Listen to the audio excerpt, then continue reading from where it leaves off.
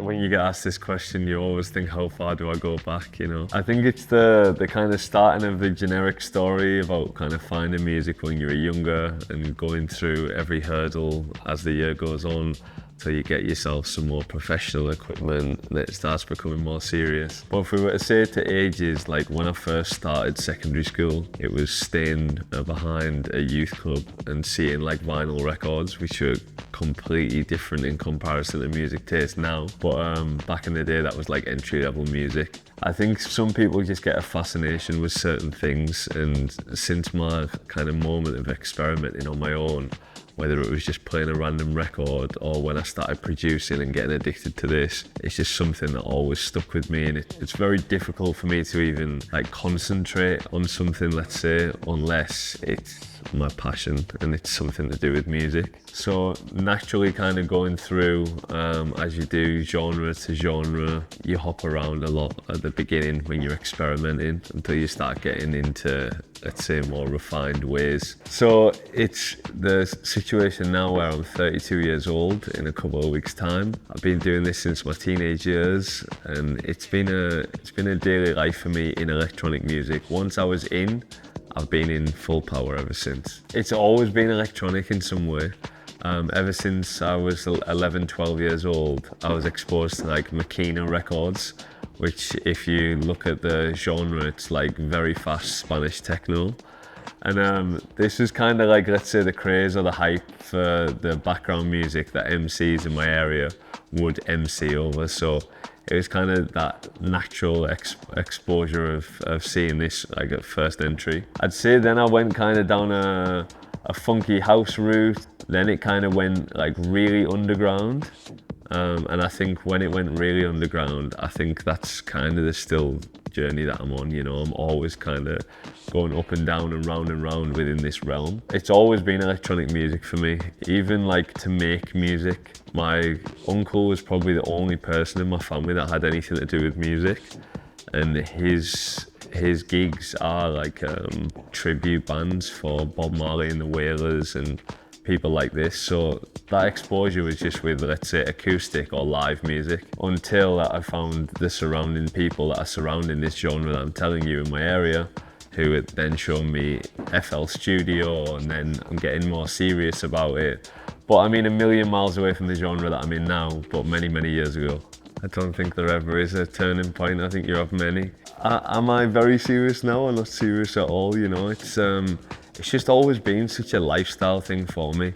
It's always like, let's say, a dream to perform your art on stage and do these things, but I think for me, like, it's always been like a, let's say, an over-exaggerated hobby that I spend, let's say, far too much time on. And it's just always been that kind of natural thing for me to do. As kind of every journey goes on, the more that you play, the more people you meet, the more gigs you play, the more experience you get, the more releases you do. And I think I've just never stopped kind of burning away at it, you know, just constant turning cog. Whatever I'm doing is surrounding it. And it's not so much that I'm like, okay, let's put the heat on now. I want to become successful and I want to level up and blah, blah, blah. It's maybe the kind of hippie inside me that just trusts the natural process of it all. So I don't know if I've even had a turning point yet, or if I've had a level up moment yet. I mean, looking back where I am now to when you first begin, obviously that's when you get very humbled by the situation and how far you've come, let's say. But at the end of the day, I think even if I wasn't playing, I'd still be in a studio trying to create and trying to see what kind of my life's work will become over the accumulation, let's say, of many years of doing it. I think I've kind of always known in my head just to kind of constantly pursue something and constantly spend hours on something, especially like your craft. I mean, it's nice that hopefully you can come to that certain point where you do get supported financially, let's say, to be able to like constantly pursue this, you know. Again, it's not like it was aiming kind of for a career, but in the back of everyone's mind, obviously it's great to just be able to be an artist on planet Earth, and that's how you pay your rent and that's how you pay your things. Obviously that's kind of the dream for anyone, regardless whether it be a painter or a DJ, etc., etc. For me, this kind of let's say, more professionalism. Started straight away in a way in like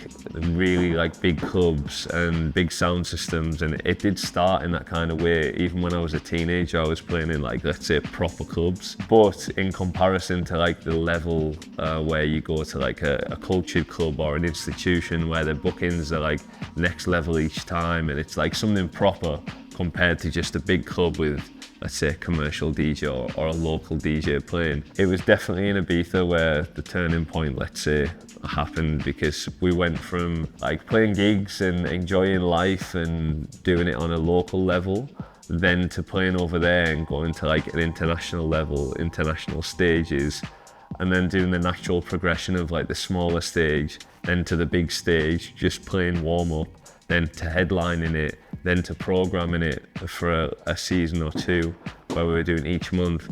So I think that was kind of, let's say, where the snowball started like rolling down the hill. And I got the chance to play obviously different countries for the first time and these sorts of things. So I'd definitely say around the age of like 19 to 21 in Ibiza, that's when things like took a more professional route, let's say. The story begins again, kind of teenage years and doing parties and a lot local in my area, DJing the parties, etc, etc. Again, it's all kind of I've ever done.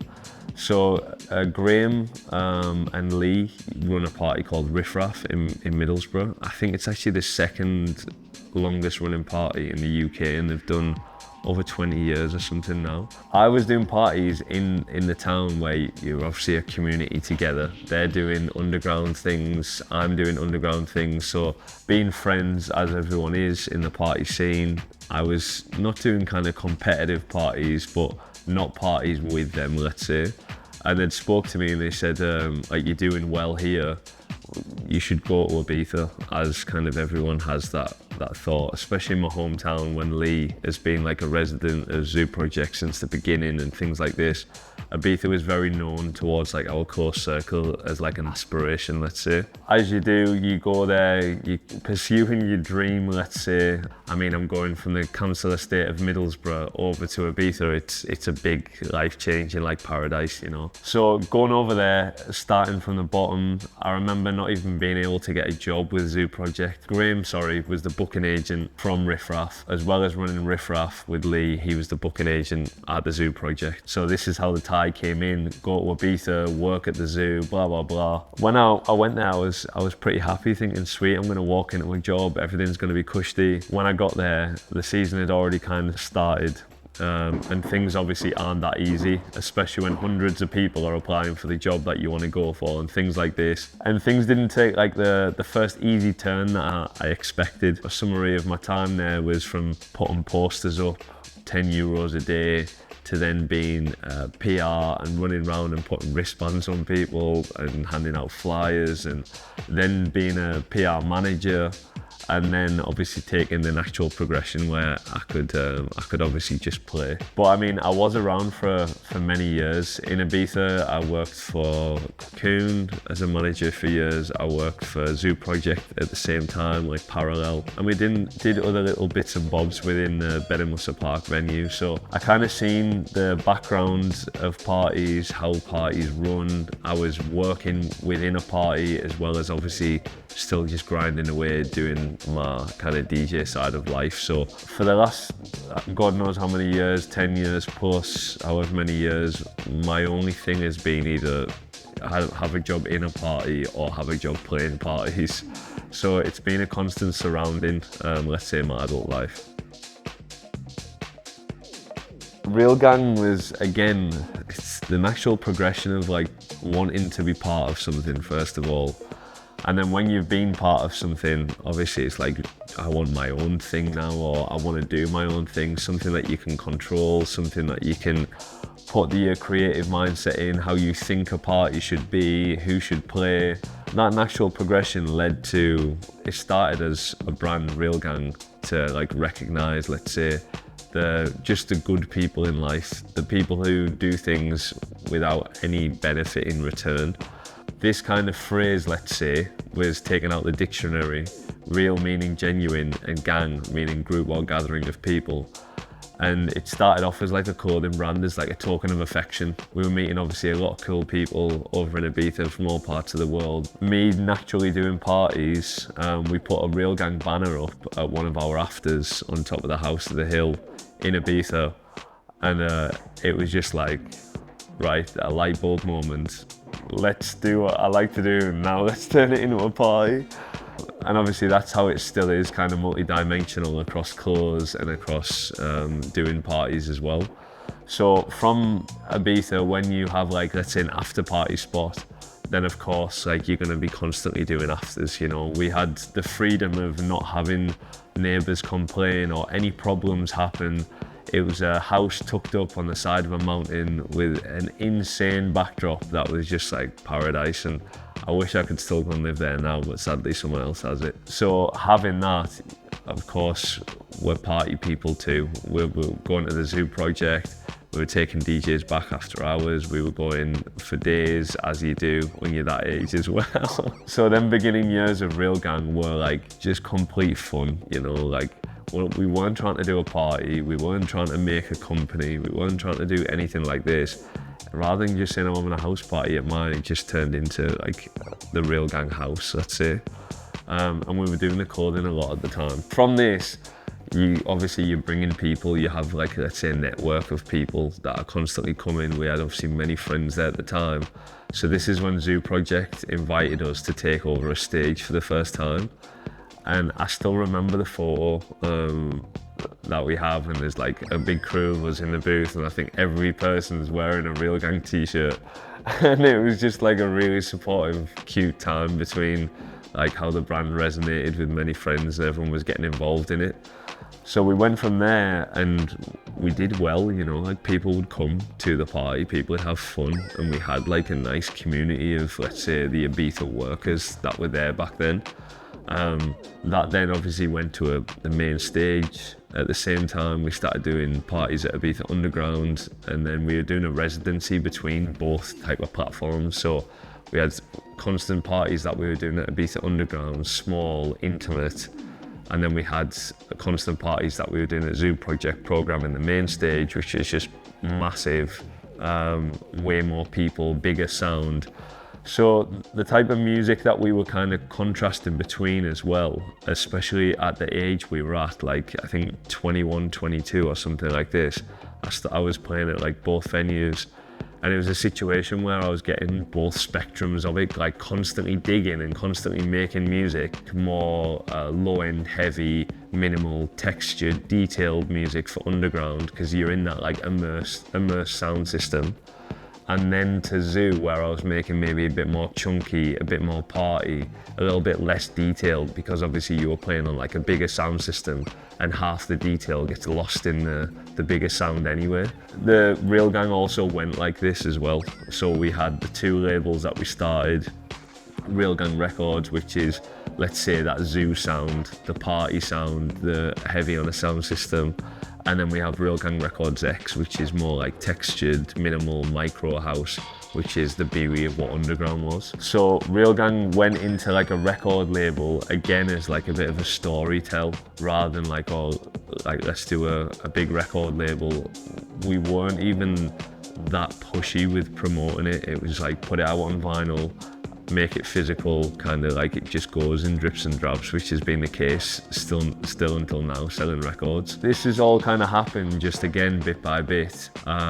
We've gone from the smaller parties to the bigger parties, then we transitioned into telling the story through the label. The clothing has just gone consistently, and now it's still the day with the consistency that we're doing, we're still doing it now. Like you said, if you're playing in front of a, let's say, a regular crowd, there's obviously a heavy amount of tourists that you would find on the bigger stages, especially Zoo Project, you know, like a lot of tourists, there's a few thousand people there. You're always getting kind of new ears, let's say, but I think kind of as every DJ excites themselves anyway, you just are constantly digging it at that point. I think it was like a constant situation that even if I had a gig the next week, that I would be trying to find like a fresh set almost. So it was just always trying to, especially when you're playing at the main stage, to have a different set in mind. Although obviously time does go crazy fast, and especially being on the party island, the gigs do catch up with you, the ones that feel like they're in forever. They just happen around the corner. But I mean, it did constantly give me a fresh work ethic to just go, right, I'm very honoured to be playing at Underground, and I'm very fucking grateful, and at the same time exactly the same for the Zoo project, you know. So being with a little bit of humbleness towards myself, it was like every time I play, I really want to play fucking good, you know. I think in terms of the years that I spent, like every year was like just colossally different. Even when I used to check like my hard drives and check my production, and obviously just constantly doing it all the time and having the opportunity to have like regular gigs at both these places, as well as playing outside as well, especially in the winter times. It was just constant, just full on all the time. So I feel like obviously a lot of people have a situation where maybe they work a full-time job for many, many years. They commute to work there and back. People are very tired, they're exhausted by the time they try to come around to their hobbies and things like this. But I've just been lucky enough and grateful enough to be kind of living in the hobby of it for so long. And even so, when I was putting time into work, it was just for the parties or just for the clubs that we were managing. I think every artist kind of looks at themselves very differently as you go through kind of all the cycles of things as well. And I think just on the case of kind of, let's say, pushing boundaries sometimes of not the most weird I can go, but definitely the most challenging as long as it has a groove.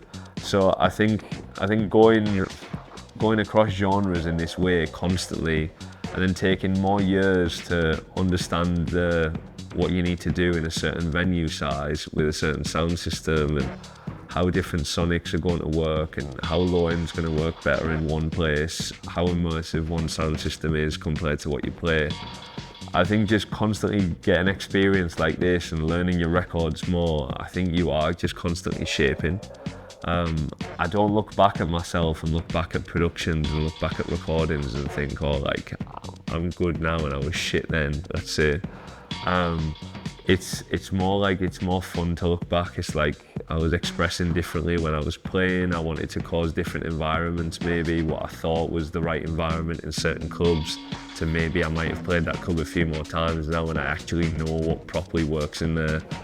Or to just, from a production standpoint, just like looking back at some tracks, but they still have a lot of soul and a lot of character, and they might not be technically as good, but the kind of heart and the soul's there. So I'd say my spectrum, let's say, will always change significantly, but like there's always like a little piece that carries on, especially my sound now. When I was speaking about Underground and when I was speaking at Zoo, let's say the sound, that spectrum that I'm in right now, is kind of like a contrast between the two, you know. So although I might be different now in what I play from years ago, it's like all them years are kind of pieces of the puzzle to who I am now, let's say. The early days have just been kind of fascinated with gear, and going like really deep with minimal, it would be a hero for me, and that would be Ricardo Villalobos. I think this answer is going to come out of many people's mouths, and he's been like an inspiration to many. Like I said, I used to work with Conexiune, so we had many moments where before I even knew who Villalobos was properly, then I'm already on the terrace like dancing to him like at Conexiune. So I had many experiences with Ricardo, like to the point of where you would stand there sometimes and say like, Ricardo's Ricardo, you know. And that kind of, and also kind of learning a lot more about the charm of minimal music, like imperfections and modulation, compared to maybe the beginning house music that I was making, to then going into the realms of more details and having that kind of charisma and charm with the secrets of minimal, let's say. That's what Villalobos kind of always did. It's hard to kind of go through too many names with artists who inspire me like fully. But if I stick away from Ricardo and I go to, let's say, live, then I go to I and Ludwig. And again, it's for like, it's moments and memories. It's like these people that I'm explaining, they've truly inspired me at one point where I've been there like, what the fuck is going on, you know? And I think they're the people obviously who should inspire you, and Ian Ludwig has done that to me. I think every single time I've seen him play, he's done that to me. And I've like really tested it the last time as well. Like I've not just been like super happy and like oh yeah, everyone's great. Like I really kind of went there with and took attention to detail and was like, what the fuck? I think these two guys, I can explain many more for many reasons, but to keep it kind of simple there, I'd say Ricardo and I and Ludwig, sound-wise, the palette of sounds that they use, the boundaries they push and how consistent they are for me are definitely up there. I think the most intense like change in sound that I went to was like super like dark, rolling minimal. Firstly because of like these situations that I was exposed to at times with Ricardo.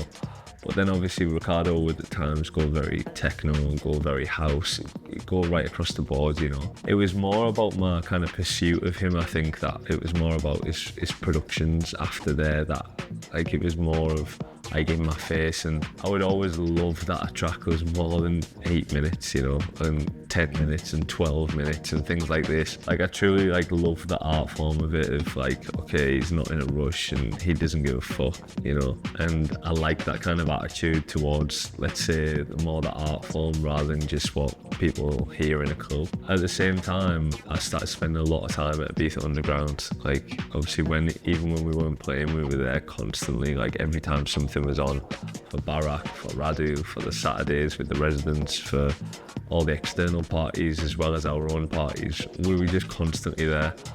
I think obviously it works in the right environment, you know. It's not like I was just listening on a pair of AirPods just constantly with a Spotify account. I was like maybe there 2-3 nights a week in an immersive sound system, hearing everything properly with a wood floor, etc, etc. So it's like perfect fucking settings to hear this sort of sound. So imagine when people are obviously excited to go out and go to a nice party, and especially go and visit a place like Underground, just constantly having that like exposure from there as well as the same time I was loving it. I just went so deep into it, you know. And I think the thing that I was fascinated of more than just kind of like trying to replicate a genre that I'd heard, I wasn't trying to do that, let's say. I was just kind of taking fundamental points of what I found artistic, i.e.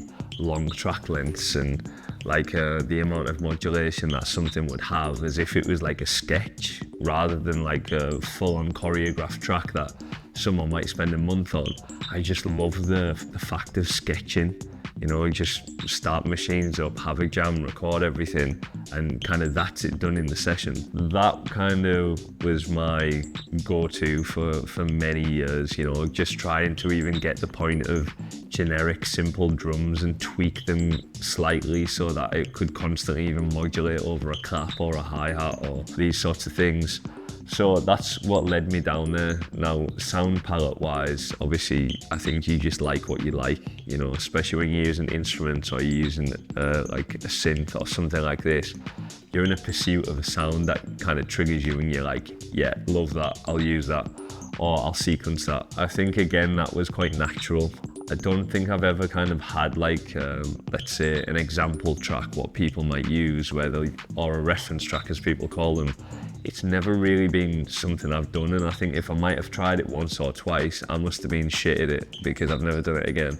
So it's kind of natural where the sound went, just when what I was surrounded with, what was inspiring me, and this artistic vibe of just trying to do this extra bit of charm rather than have these huge sounds slap you in the face, and obviously extended track lengths as well. Going into like equipment, I was already fascinated before I was producing just about plugging something into electric and then being able to obviously amplify sound. Basically, in my younger years, when I was like just starting secondary school, when I was 12, I got a pair of turntables. I didn't really know the fact of obviously like having a phono and having to amplify it and things like this.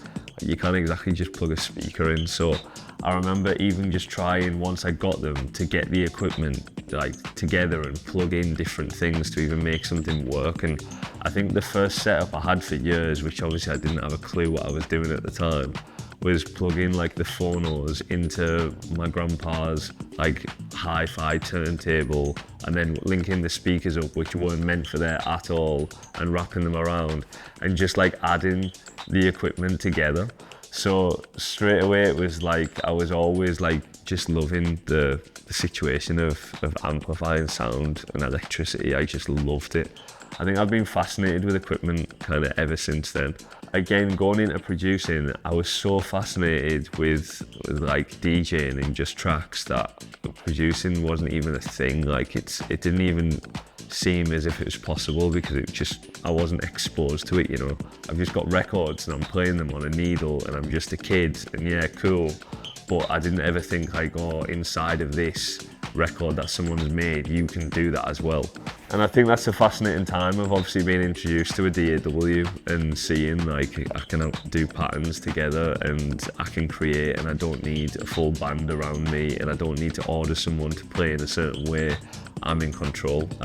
So around about, I'd say the age of like 17, I started to make music. And it was a situation of just spending as many hours as I possibly could on trying to make something work, you know. I wouldn't say I've been like taught, I'd say kind of everything has been self-taught to a sense. I might have had like a session or two with one of the local guys who was also making music, who was older or something like this. But I mean, I've just spent the hours, you know, and just pursued what I wanted to do or what I needed to do, whether it be drums or bass, etc., and just having that kind of pursuit. And again, it's the only thing in my life that I can sit down for 12 hours and not even notice that I'm breathing, in comparison to concentrating on something else. So that's what I've kind of always done. I've had my fun with it, and going through like technicality, it comes where you spend more time, you get better, you understand what's going on. I remember buying like a small mixer to start off with. I think I didn't even buy it, maybe my uncle bought me it. And then my auntie and uncle were trying to get me like guitars to plug in, because this is where his acoustic side was coming in. But then I wanted to obviously go into like more electric things. I had a Korg as my first drum machine, and I was just fascinated by it. And I just remember running that through a mixer and just overdriving it all the time, being fascinating that I'm just like pumping electric through an audio signal. And then from there, I love like this crunch. So I got an MPC 2500, which is over there actually, and I've still got it today, and it's been around a shitload of countries with me, and it's absolutely battered. And it's still like, it'll still probably always stay. So I like distorted things, let's say, not like heavy metal distorted, but like things that were crunchy and things that were dusty. Started hanging around with Samuel Deep and the Slat Funk guys. I loved their sound at the time, you know. I loved house at that time, but that like more like dark version of house, that's what I was fully on. Like anything that made drums, samplers, I just loved. I was fascinated with anything with drums. And we have a old Roland PA 250 like amp mixer, and you have this to be able to put an 808 with 8 outputs into this as like for the PA for it. And it was a gift from a very good friend, and this has a great like colour on it when you're giving it that overdrive and saturation. So then this is all added together, and I started having more samplers, more drum machines. Not really synths, to be fair. I got a Novation Nova synth gifted to me, and then it was meant to be fixed by a guy in the studio, and the guy, I've never seen the guy again since I gave him the synth all them years ago. So that kind of put me off it, and there was many problems with me controlling a synth compared to what I was used to. So I didn't really heavily get into synthesis for years. I was just basically like writing a bass line in on a plug-in, and then having like kind of drum machines, or just like trying as much as I can to kind of have a hybrid of the two. And then when that kind of novelty wears off, let's say, when you've you've made drums for hours and hours a day, days and days a week, weeks and months a year, etc., etc. That's when I started getting into synthesis, and that's when I really went deep with synthesizers, especially into modular. And the journey that I'm kind of explaining there in a short term has led me to what I've got surrounding me today, you know.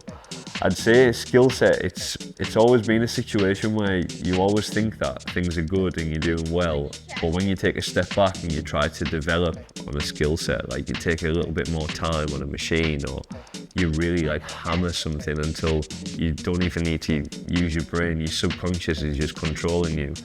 I think that's when it saves space for creativity.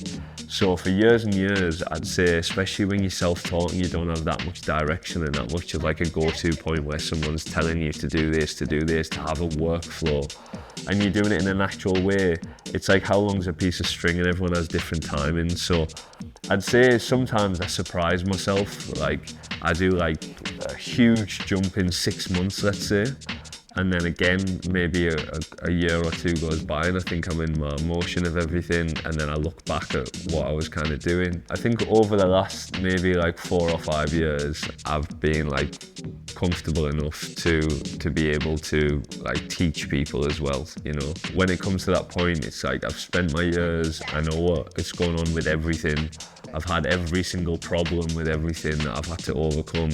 And I know it sounds weird, but I love a struggle as well. Like I'll never have a super neat, tidy studio with everything in the right place and other things. I'm always pulling things out and changing things around and running different pedals through things and blah, blah, blah.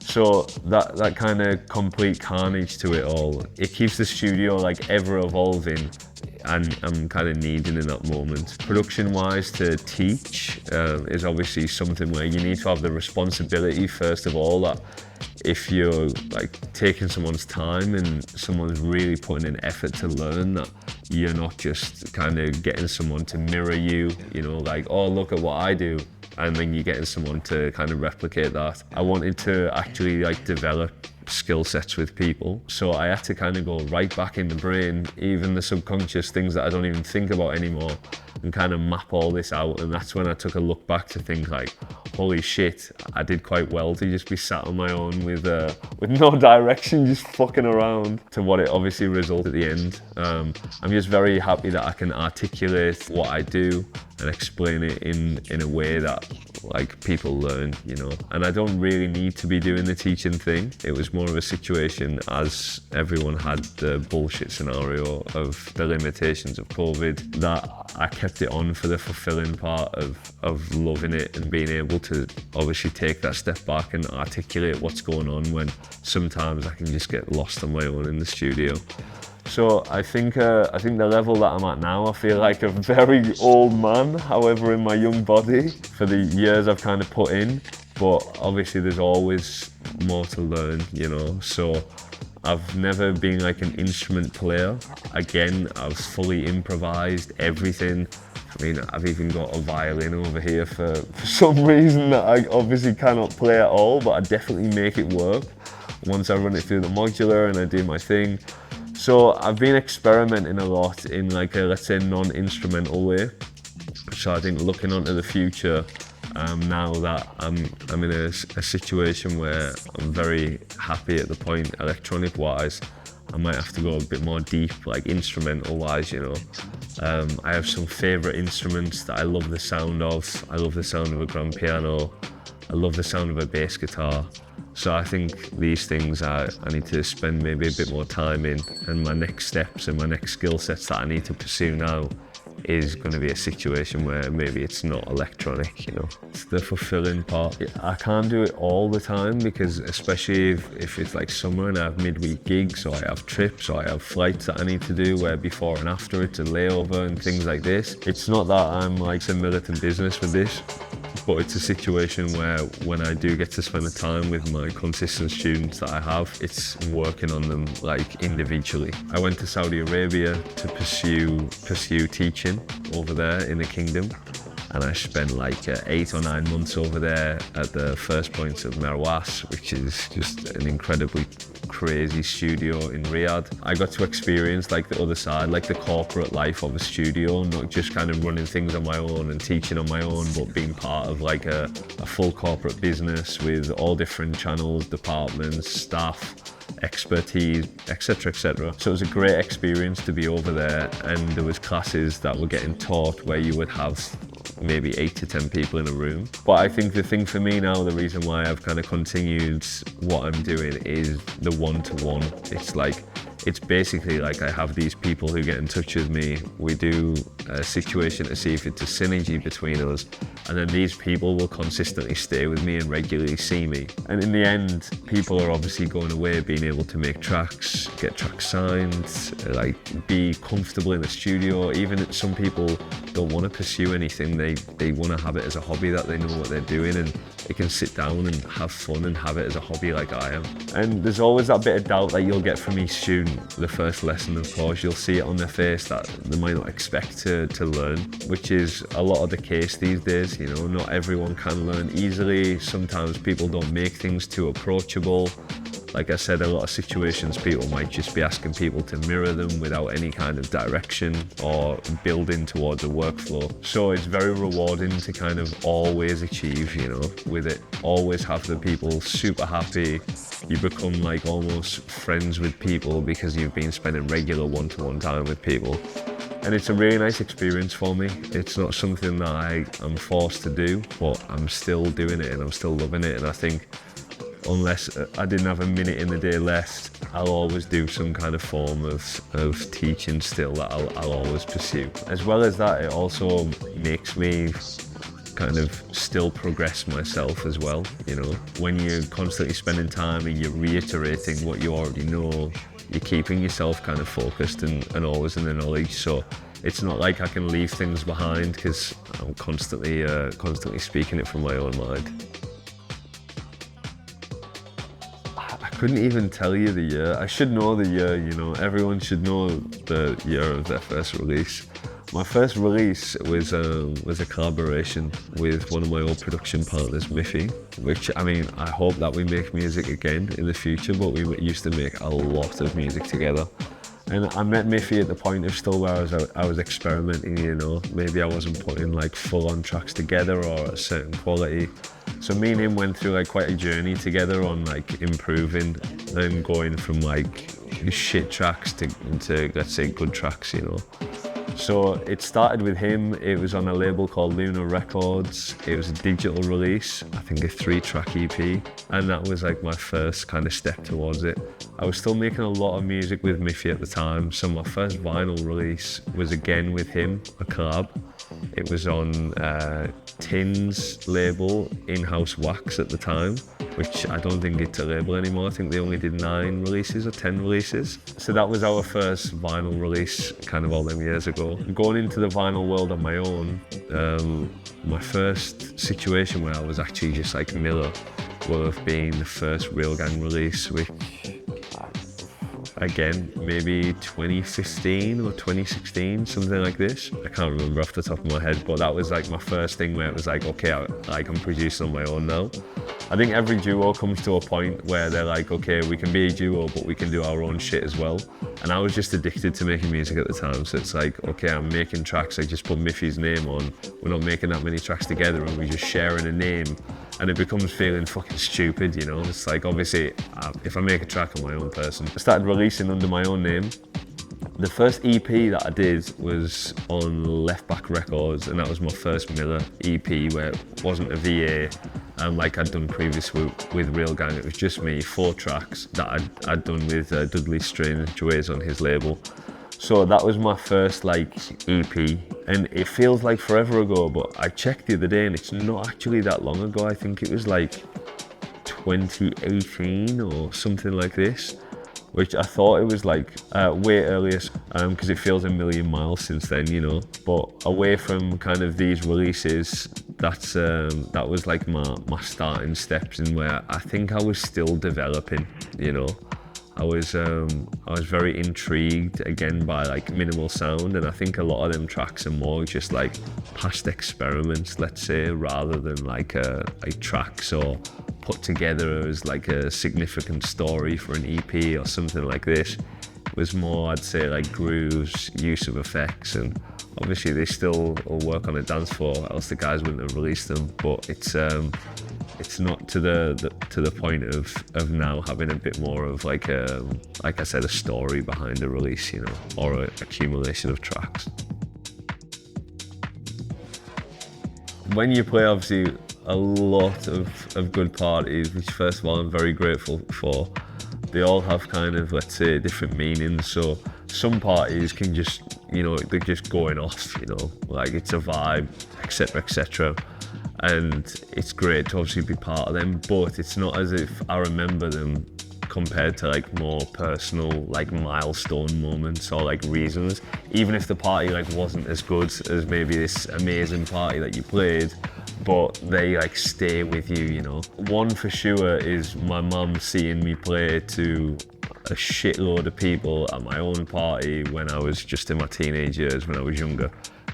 Obviously I'm just playing pumping music all the time in the house, and she's probably thinking, what the fuck is he doing next door? So I mean, for her to see like look, I'm actually in a venue, it's professional, and it was the Empire in Middlesbrough, which is a very legendary venue for like even like my mum's years, you know. When I actually did that, it was like, she was like, holy shit, it's actually a thing.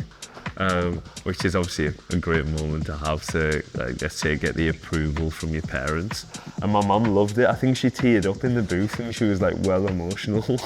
It was a super nice time, so for sure that one's gonna be there.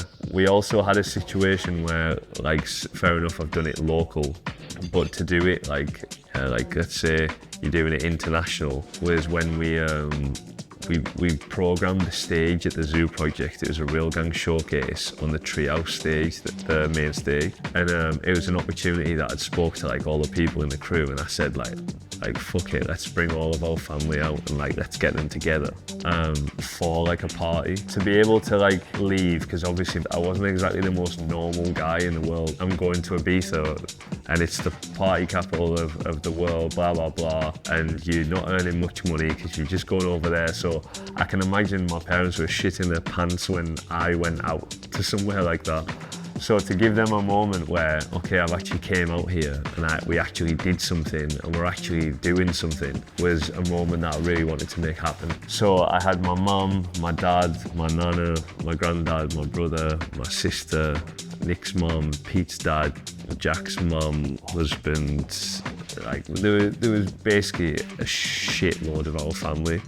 Maybe there was like 40 of our family or something like this. And a Zoo, God bless them, obviously knew this was going on, and even the kids had to put like the protective headphone things on, and they did a really nice job, and they walked them through with the security, and basically they gave them like the VIP area. As we were playing, like my family are fucking fun people, so I had my grandma in the booth literally like dancing with the DJs and like grabbing hold of me, and there's like obviously like a shitload of people just in front, and she just thought it was obviously great to just get up and like have a little dance, and she's a hero of a woman, my grandma. That was like, I don't think I could ever like go further of an achievement than that day, you know. That was a really nice one, just to say like, look what the fuck I'm doing. Like, I don't know how the fuck we got here, but we got here. So that was like a super significant one.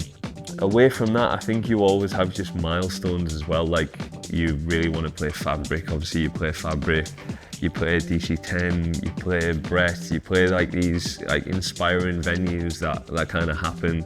But I mean, again, for them kind of personal ones, there's no point in even saying another one that was like even on that level, because there's nothing close, you know.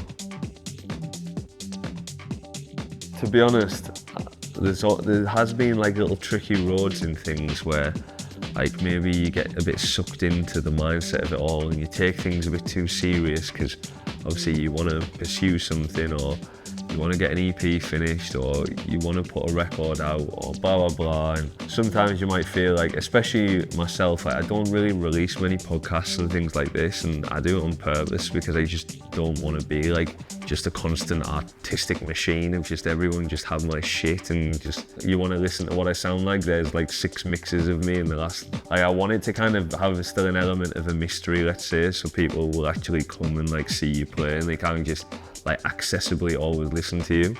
At the same time, obviously you want to have that level of accessibility where you're not just hid in the background, you know, where no one gives a shit and they're not listening to your music anyway because there's a million other people. I've just always constantly been on a road where sometimes, especially when I'm doing it full time, it's like you bring yourself in of like, right, let's get shit done, let's achieve some shit, let's spend the time that you have.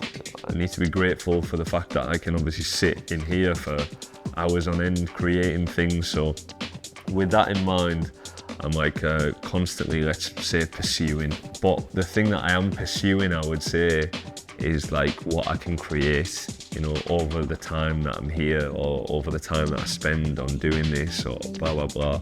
It's like, what can I create, you know, and then just maybe looking back when I'm super old and hopefully can hear everything still, and just like constantly having timelines of things that I created, like early 20s, mid 20s, blah, blah, blah, this moment, that moment, when I was a bit more deeper, when I went a bit more party.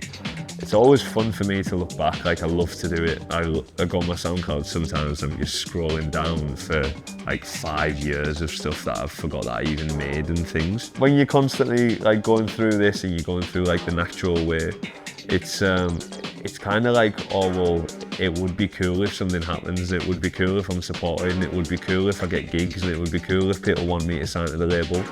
But that's all I kind of leave it down to now. I don't take things like as serious anymore. I'm not like trying to pursue something too much. Half the time when you're trying to pursue something anyway, it just stresses you out, it takes yourself away. So for giving a shit less, things actually happen more. So I really let things go the last 2 years, and like started releasing more. And I used to think to myself like, oh, I won't release like too much. But then vinyl takes fucking ages anyway, and by the time things come out and things do spread out, I took the wheels off, let's say, the last 2 years, and I started releasing more on labels. People were asking me to sign. Yes, okay, there's some tracks.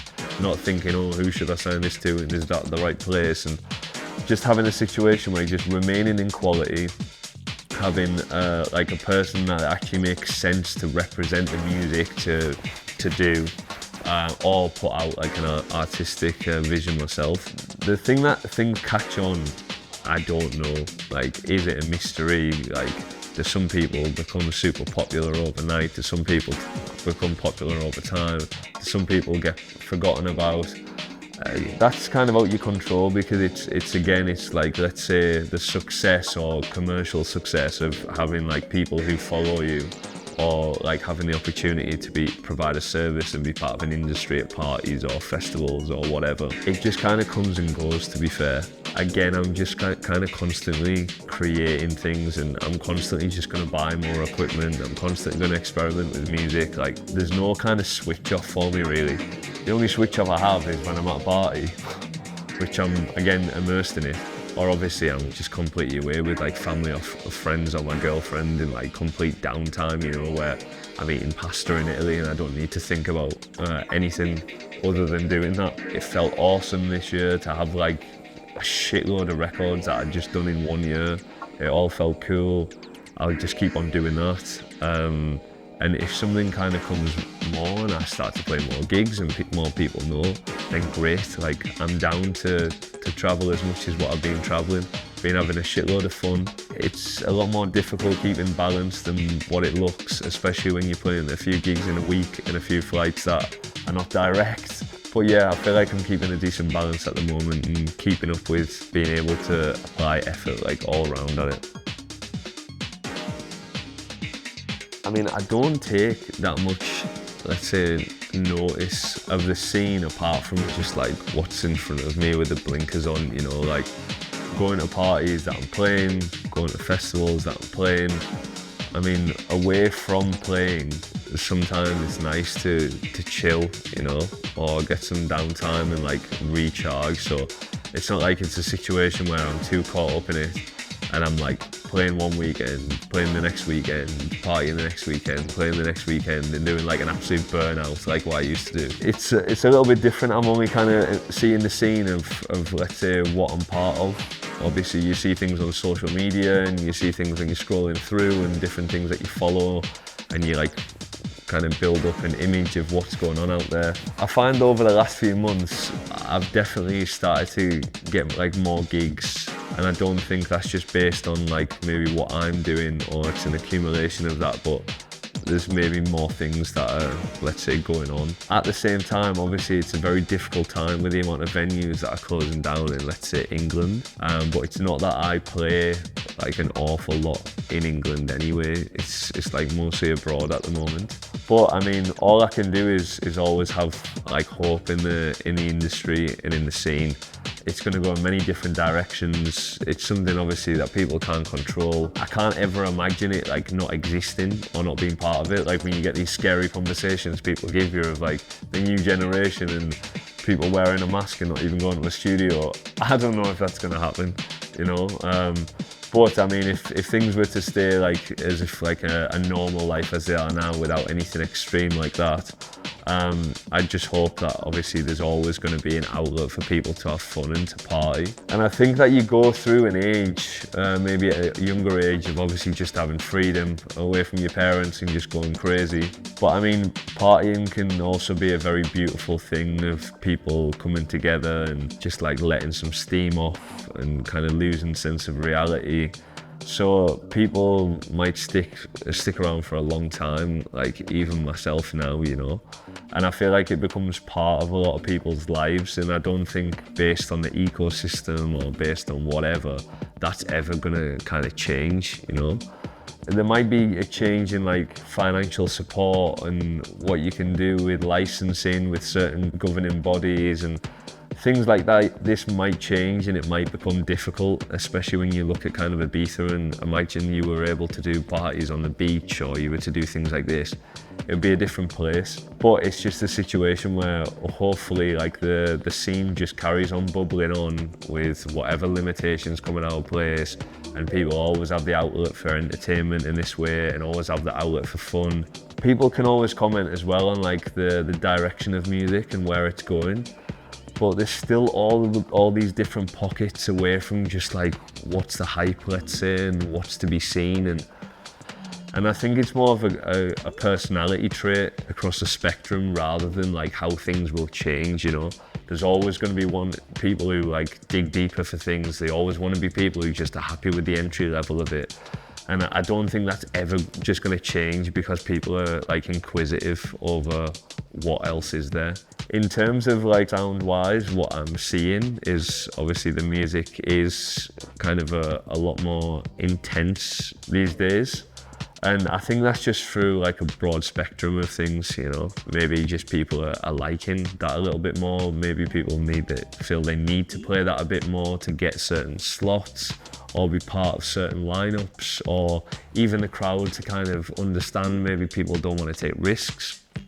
I'm very much still in like, let's say, storytelling of things, but also sometimes it's great to blow the roof off as well, you know. So it's like, it's different environments, different settings, different atmospheres. I don't ever feel the need I need to play something.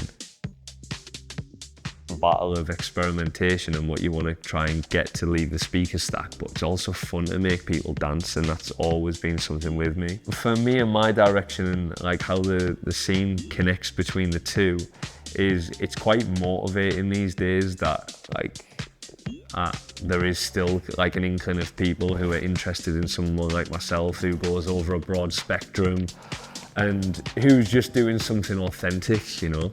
At the end of the day, I can't pick and choose who likes me and who doesn't, and I think I'm like a living proof that there are people who like dig a bit deeper and don't just want that kind of instant dopamine hit straight away, you know. I'll probably need to take a look around in 5 years' time and think, okay, like what the fuck's going on from what's happening now?